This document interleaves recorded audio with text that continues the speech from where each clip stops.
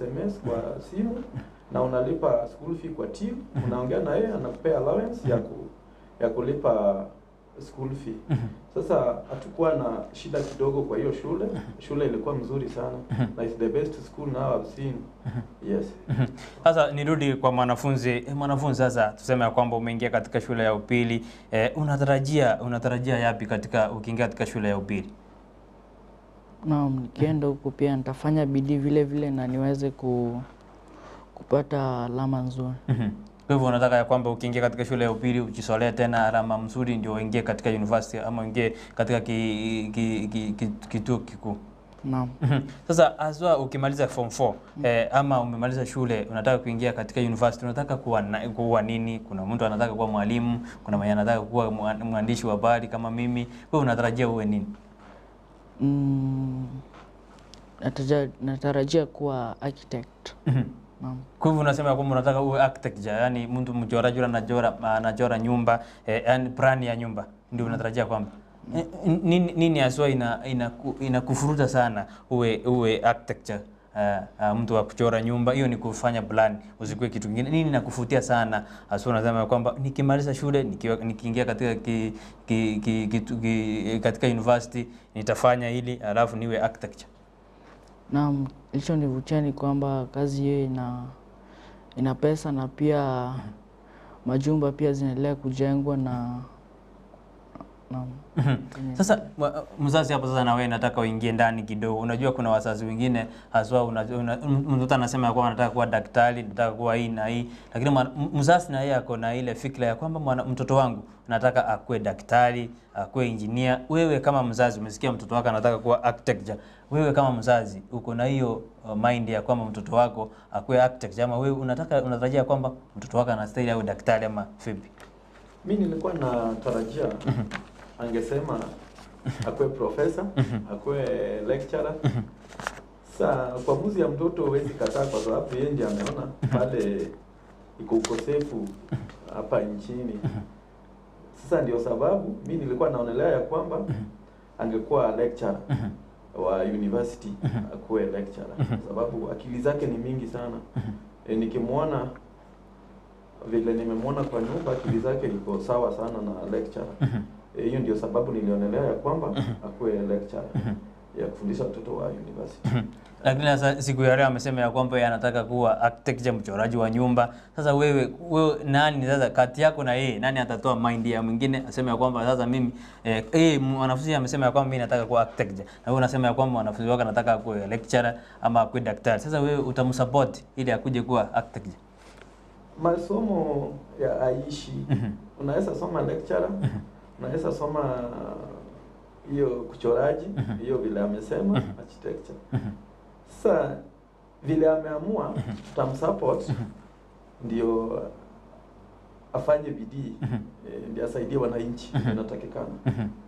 Sasa nirudi kwa wanafunzi, wakati umejisorea max 404, kuna wanafunzi wengine huko nje ambao wanasema ya kwamba labda wamekufa moyo. Najua kuna wengine wameingia katika darasa la 8 wanaenda kufanya mtihani mwaka huu. Utawaambia nini hao wanafunzi wenzako ambao wanaenda kufanya mtihani katika mwaka huu? Ningependa kuambia wasife moyo kwa sababu waendelee tu kutia bidii kwa sababu hatuwezi jua mipango ya Mwenyezi Mungu. Mzazi, sasa ninarudi kwa mzazi. Mzazi, kuna wazazi wengine sana wao wanapuuza maneno ya elimu, wanasema ya kwamba haina faida. Tukiangazia ya kwamba kuna watu wengi wamesoma lakini hawajapata vibarua ama kazi katika nchi yetu ya Kenya. Hasa kama wewe mzazi, umuhimu wa masomo ni upi? Masomo ni mzuri kwa sababu ukiangalia watoto wa siku hizi siku hizi wamevutwa na dunia hii, lakini mimi naonelea ya kwamba kusoma vizuri utasaidia nchi yako. So naonelea ya kwamba watutie tu bidii, tuwaambie watoto wetu warudi kwa masomo kwa sababu masomo ndio mzuri. Hata kama Mungu akona plan zako, itabidi utie bidii, ufanye 1 2 3 ndio usaidie nchi yako kidogo. Hivyo ndio naweza mwambia wazazi. Sasa kulingana na wewe umeona ya kwamba tumekuwa mtihani imekuwa ikitolewa, mwaka 2020 ilitolewa, mwaka 2021 umetolewa. Kulingana na wewe unaona mtihani, viwango vya mtihani katika nchi yetu ya Kenya viko namna gani mzazi? Shida iliyoko tunaleta shida kwa mind ya watoto, kwa sababu kama hii wangu alizidiwa sana mpaka hata kitu hakuwa anafanya kwa nyumba, kwa sababu alikuwa ametoka shule kama amechoka. Sasa itabidi ile elimu yetu ile ya kitambo irudi tu, ndio watoto wakuwe vile walikuwa wanasoma kitambo, kwa sababu watoto wamezidiwa. Elimu ya kitambo unamaanisha nini vile? Unamaanisha vile tulikuwa tunapanga first term, second term, na third term. Vile walikuwa wanapewa allowance ya kucheza na kila kitu. This time watoto wamesqueeziwa sana. Hata kucheza au nini, wameweka watoto, mind ya watoto imekuwa hard enough kidogo. Kwa hivyo wanafunzi kalenda inastahili ibadilishwe kidogo, ndio maana wanafunzi wapate muda wa kutosha wa kusoma. Tunataka ile elimu ya kitambo ile irudi, ndio watoto wapate muda ya kucheza na kila kitu, ndio watoto warudi normal. Ndio unasikia mambo ya kuchoma shule na kila kitu, kwa sababu hapati allowance ya kufanya vitu zao vile walikuwa wanafanya kitambo. Sasa kijana, unaenda kujiunga katika shule ya upili, unaenda kukutana na marafiki wengine ambao hamkusoma na wao. Sasa ndio mnaenda kuanza urafiki upya. Kwa wale ambao mnaenda kukutana, umesema kwamba unaenda Maseno, mnaenda kukutana na wanafunzi wapya. Wewe sasa utaenda kubadilisha tabia yako ama fenye umefunzwa na wazazi? Kuna wanafunzi tunasema kwamba wakiingia katika shule ya upili wanabadilisha tabia. Wewe utaenda kubadilisha tabia mwanafunzi? La. Nitashikilia mafunzo ambayo nimepewa na wazazi pamoja na walimu kutoka shule. Kwa hivyo umesema ya kwamba utashikilia mafunzo umepewa na wazazi na walimu na kanisa, labda kama unaenda kanisani. Unaenda kanisani? Naam.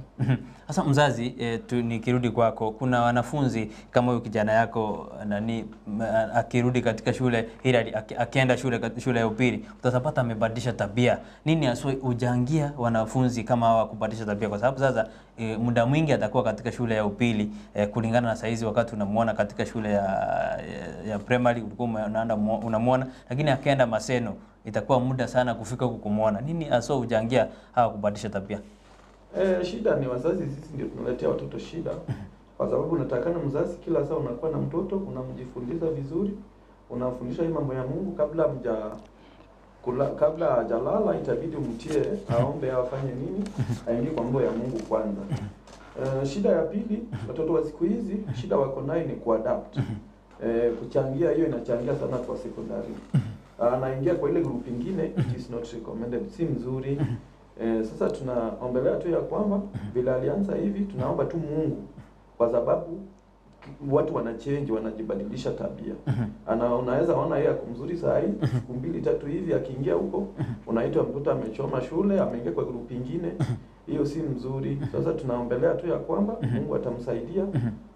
Tunaombelea yetu Mungu. Kijana, sasa unajua wakati ulikuwa ukiwa shule ya msingi ulikuwa unafaa ulikuwa unasha short, lakini sasa unaenda kubadilisha hata mavazi, unaenda kufaa. Sasa unajizi aje? Unajua wewe sasa ni mtu wa shule ya upili, si shule ya msingi haswa tena. Unajizi aje sasa wewe unabadilisha unabadilisha kila kitu. Wewe unajizi aje? Jinsi vyema na Naam. Sasa wewe ni promise gani ama ni hadi gani utasaidia mzazi ya kwamba sasa fenye unajua mzazi atajikakamua kukujukua katika shule ya upili, ni hadi gani utaambia mzazi ya kwamba ukinisomesha nikifika hapa nitakusaidia ama matokeo yako yatakuwa aje katika shule ya upili? Naam, naweza sema kwamba I won't let them down. You won't let them down. Yes. Kwa hivyo umejikakamua kabisa, umesema ya kwamba nikifika shuleni utajikakamua fenye umejikakamua katika shule ya msingi. Naam. Sasa mzazi, na wewe umejikakamua aje ili kuhakikisha ya kwamba mwanafunzi wako amemaliza kidato cha 4 alafu aende katika chuo kikuu? Tumetarajia vizuri, tumejikakamua vizuri, kwa sababu vile mtoto tuliona amekuwa bright kutoka darasa la 7. Tulitarajia atapata marks nzuri. Sasa tutamnunulia vitu inatakikana na kila kitu. Ndio chuo cha mbele atupee tena marks nzuri bila ametupea saa hii. Sasa tumejikakamua vizuri, hatujaona kitu kibaya. Mungu atatujalia tu wakati akifika huko. Sasa huyu kama kijana yake amejisolea max alama 404. Sasa wewe kama mzazi kuna wakati mwingine unapata kama mwanafunzi akianguka mtihani, tunasema ya kwamba huyu ni kama ni mama. Sasa mpaka unapata ya kwamba watoto wengine wanauawa moyo wakiambiwa kwamba wazazi hawapendani kutia wanafunzi moyo. Sasa wanasema kwamba mzee, mtoto akipita ndio mzee sasa anafika karibu. Hilo jambo umewahi lishuhudia mahali? Hiyo jambo iko kwa manyumba zetu, tukizudia iko kwa nyumba zetu, lakini kama ni Holy Family hiyo mambo hizi zudika, kwa sababu kila kitu naweka Mungu mbele. Hiyo shida iko kwa manyumba mingi sana, ndio sababu hata ina interfere na akili ya mtoto. Mtoto hawezi fanya vizuri kwa sababu ya kelele na kila kitu. Kila saa mnapigana, mama anapigana na baba. Hiyo si nzuri sana. Lakini nyumba cha Mungu, kila kitu inaenda mrama, inaenda vizuri. So hiyo ndio inatakikana. Kila saa mnashukuru Mungu, kila kitu mnaweka kwa mbele ya Mungu. Mtoto akileta shida, makosa, mnaweka kwa Mungu, ndio anatatua hiyo shida zote. Hiyo ndio naweza ambia wazazi, kila kitu tuweke kwa mbele ya Mwenyezi Mungu, ndio akili ya watoto inakuwa mzuri. Kila saa tusipigane hata mbele ya watoto. Kama mko na jambo, itabidi mnaitana wawili, msiweke mtoto ndani, kwa sababu mtoto hakusababisha hiyo makosa. Hiyo ndio mtoto anakuwa mzuri kwa akili, kwa sababu kupigana na kila kitu ina interrupt akili ya mtoto. Hiyo ndio. Sasa nikirudi kwa mwanafunzi tena, Irali, unaenda katika shule ya upili, kuna makundi, utakusana makundi, wengine wanafuta bangi, kuna wengine wanakunywa pombe.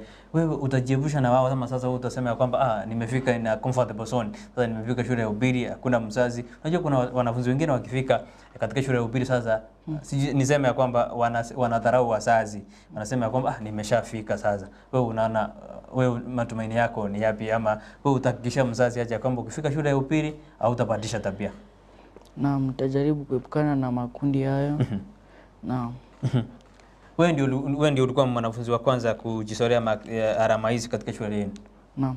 Sasa unajizi aje kwamba ulishinda hao wanafunzi wote katika shule yako, ukasema ya kwamba mimi ndio wa kwanza? Unajua kwamba ukiitwa wewe ndio wa kwanza, ila sasa unajizi aje? Jinsi vyema. Sasa unajizi vyema kabisa.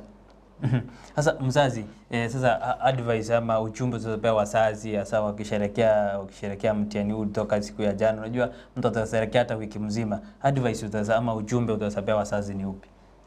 Ujumbe naweza ambia wazazi wote watoe bidii, wanunulie watoto learning materials, na tusisherehekee sana school fee tukose. So tusherehekee kidogo ndio tupate school fee, kwa sababu mula pia ni kidogo sana. Naambia wazazi wote tumejikakamua, tumefundisha watoto wetu vile mtoto yake amepata, shukuru. Siku nyingine atapata max mingi. Yule amepata kidogo atapata mingi, yule amepata mingi pia shukuru tu. Tusiwagombanishe watoto wetu nyumbani. Hiyo ndio ujumbe naweza ambia wazazi. Kila kitu tuweke mbele ya Mwenyezi Mungu. Hiyo peke yake tumeshukuru sana. Sasa na wewe wanafunzi, kuna wanafunzi wenzako huko nje mnaambatana na wao likizo hii kidogo, alafu ndio mjipange kwenda katika shule ya upili, ni nini utawaambia hao wamefanya mtihani wengine, alafu wale mnakutana nao nje wakati mnaendelea kujipanga kwenda katika shule ya upili? Ningependa kuambia wasipumzike sana na wajikumbushe vitu kidogo kidogo, kwa sababu huko ni kuendelea kutoka kwa shule ya msingi. Nakumbusha kwamba mzazi, kabla tumalize, kuna hii mfumo unajua kwamba hii mtihani ambayo imetokea ni second last ya 844 system, alafu ndio tuingie katika msimu wa CBC. Kwa unaonelea msimu wa CBC uendelee ama 844 ilikuwa sawa kulingana na maoni yako? CBC hata niko na mtoto mmoja kwa CBC sasa hivi kwa grade 4. CBC naona iko tricky sana, kuna machangamko ingine. Sasa itabidi uangalie mtoto kimakini, kwa sababu iko vitu CBC inaleta inatupea ukorovisho kwa nyumba, lakini tunaangalia tu. Lakini CBC pia naona mtoto anakuwa active vizuri kuliko 844. So waendelee tuna hiyo CBC ndio tuangalie, tunajua mtoto mapema.